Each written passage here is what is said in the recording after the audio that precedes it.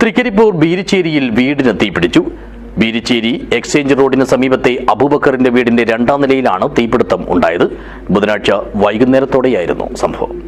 This news sponsored by ഉയർന്ന ഗുണനിലവാരം, തികഞ്ഞ വിശ്വസ്തത, ജനതാ പാൽ.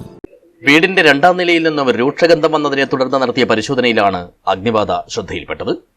AC-യിൽ നിന്നുണ്ടായ ഷോർട്ട് സർക്യൂട്ടാണ് തീപിടുത്തത്തിന് കാരണമായതെന്നാണ് പ്രാഥമിക വിവരം. മുറി തുറന്നപ്പോൾ ആകെ കറുത്ത പുക മൂടിയ നിലയിലായിരുന്നു.